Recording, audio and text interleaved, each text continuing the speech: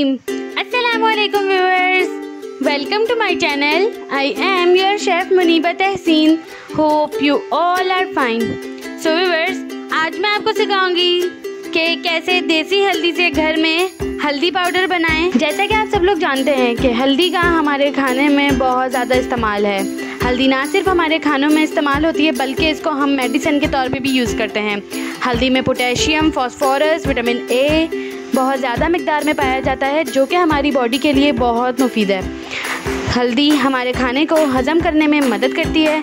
تو چلیے ہم ہلدی کا پاؤڈر بنانا اسٹارٹ کرتے ہیں۔ ہلدی بنانے کے لیے ہم سب سے پہلے ثابت ہلدی لے لیں گے، پھر اس کو اچھے سے واش کرنا ہے۔ یاد رہے بہت اچھے سے واش کرنا ہے کیونکہ اس کے اوپر مٹی لگی ہوتی ہے۔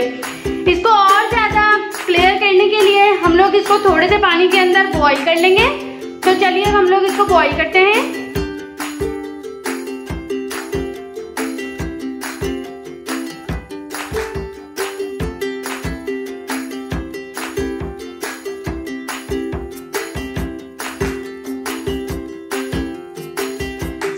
دیکھیں یہ بوائل ہو گیا ہے، میں نے اس کا سارا پانی جو ہے وہ چھان لیا ہے۔ ہم لوگوں نے اس لیے بوائل کیا تاکہ یہ نرم ہو جائے اور اس کو کاٹنے میں آسانی ہو۔ اب ہم لوگ اس کو تھوڑی دیر تک ٹھنڈا کریں گے اور اس کے بعد اس کو پیسز میں چھوٹے چھوٹے پیسز میں کٹ کر لیں گے۔ سو یہ دیکھیں یہ ہلدی جو ہے ہماری ٹھنڈی ہو گئی ہے۔ اب ہم لوگ اس کو کٹ کرتے ہیں۔ کٹ کرنے کے لیے ہم لوگ ہلدی لیں گے، اس کو باریک باریک کٹ کر لیں گے۔ باریک اس لیے کٹ کریں گے تاکہ اسے سوکھنے میں آسانی ہو۔ اسی طریقے سے ہم ساری ہلدی کٹ کر لیں گے اور اس کو کم سے کم 2 سے 3 دن کے لیے دھوپ میں سوکھنے کے لیے رکھ دیں گے۔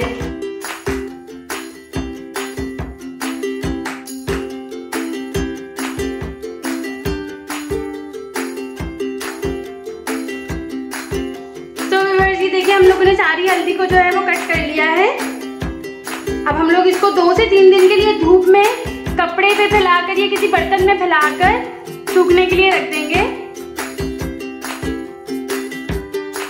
سو ویورز یہ دیکھیں ہلدی ہماری سوکھ گئی ہے۔ جب ہم لوگوں نے سلائس کٹ کیا تھا اس کے بعد میں نے اس کا پیسٹ بنا لیا تھا تاکہ یہ جلدی سوکھ جائے۔ سلائس کٹ کر کے تقریباً 2 سے 3 دن کے اندر ہلدی سوکھتی ہے، جبکہ اگر ہم اس کا پیسٹ بنا کر اس کو دھوپ میں سوکھنے کے لیے رکھیں گے تو تقریباً 1 دن کے اندر اندر یہ سوکھ جائے گی۔ تو اب ہم لوگ اس کا پاؤڈر بناتے ہیں۔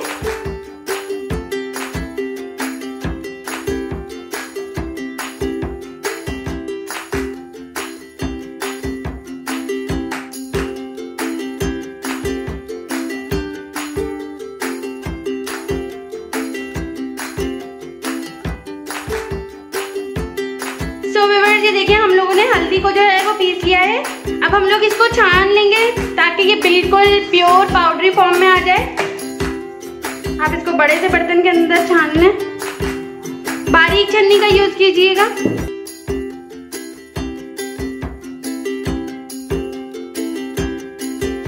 آپ دیکھ سکتے ہیں کہ اس میں کتنا ہلدی کا پیور کلر آیا ہے گھر کے اندر پیسی ہوئی ہلدی کا، اور اس سے کوئی نقصان بھی نہیں ہے کیونکہ یہ بالکل پیور ہے، آپ لوگوں کے اپنے ہاتھوں سے بنی ہوئی، نہ کہ اس کے اندر کوئی کلر شامل کیا گیا ہے۔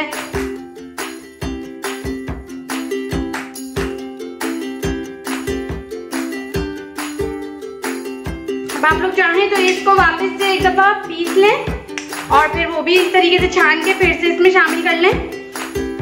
یہ وہ ذرات ہیں جو کہ جب ہم لوگوں نے پیسا ہے تو وہ پسے نہیں ہیں صحیح، تو آپ لوگ اس کو پھر سے پیس کے اسی کے اندر شامل کر سکتے ہیں۔ سو ویورز یہ دیکھیں ہم لوگوں نے اس کو پھر سے پیس لیا ہے۔ جو ہم لوگوں نے اس سے پہلے چھان کے پاؤڈر علیحدہ کیا تھا اور جو موٹے موٹے لمس علیحدہ کیے تھے وہ ہم لوگوں نے ایک بار اس کو پھر سے پیس لیا ہے۔ ہم لوگ اس کو پھر سے چھانیں گے تاکہ اگر ابھی بھی کوئی لمس اس میں باقی ہے تو وہ بھی فائن پاؤڈر سے علیحدہ ہو جائے اور ہم لوگ ہلدی کا فائن پاؤڈر ہی بنا سکیں۔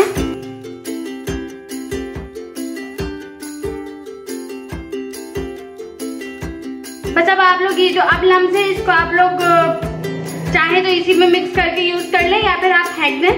اگر آپ لوگ کو فائن پاؤڈر چاہیے تو آپ لوگ اس کو ہی رکھیں اور اس کو جو ہے جو ہم لوگوں نے اس کے لمس علیحدہ کرے یہ پھینکنے کیونکہ یہ موٹے موٹے اور یہ کھانے کے دوران اچھے نہیں لگتے ہیں۔ سو ویورز یہ دیکھیں ہم لوگوں نے بالکل فائن پاؤڈر ہلدی کا بنا لیا ہے۔